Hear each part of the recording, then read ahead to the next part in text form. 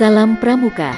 Balat Balabar Kawat Burinyai, Ketua Kuarda Gerakan Pramuka Jawa Barat, Hajah Atalia Praratya, ngistrenan kalawan ngaresmikeun Mabicap, Kuarcap sareng Lembaga Pemeriksa Keuangan Gerakan Pramuka Kuarcap Kabupaten Bandung, nu lumangsung di Gedong Kabudayaan Sabilulungan Soreang Kabupaten Bandung, dina dinten Salasa, 22 Februari 2022. Ka Dadang Supriyatna, salaku pupuhu Dewan Panasehat Cabang atawa Mabicap sareng ka Hajah Emadeti, salaku pupuhu Kuartir Cabang atawa Kuarcap Gerakan Pramuka Kabupaten Bandung, masa bakti 2022 dugi ka 2027.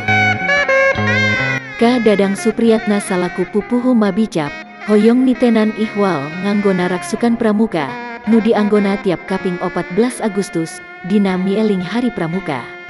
Numutkeun inyana, kabiasaan alit sapertos kitu teh, ngandung tujuan kanggo ngawangun karakter anak bangsa, kanggo mangsa nu bakal datang.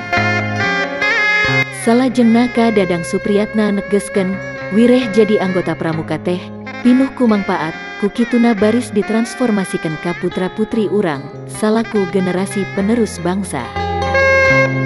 Samentawis ti eta, Ka Emadeti salaku pupuhu Kuarcap Kabupaten Bandung miharep, supados pangurus sareng kuaran nu gabung di pramuka ieu tiasa ngangkat pramuka di Kabupaten Bandung. Hayu urang sasarengan ngangkat pramuka Kabupaten Bandung, supados langkung maju sareng bangkit tina pandemik sasalat COVID-19. Mugia pramuka Kabupaten Bandung tiasa ngajalankeun organisasina kalawan nu saleres-leresna, sareng tiasa ngajantenkeun pramuka Kabupaten Bandung anu jeneng, agreng, aheng, waluyatur walagri, dina raraga ngarojong ngawujudkeun masyarakat Kabupaten Bandung, nu bangkit edukatif, dinamis agamis sareng sejahtera. Sakitu kapihatur, ti langit Kabupaten Bandung, Balabar Kawat Burinyai nu ngamancanagara, ngabewara.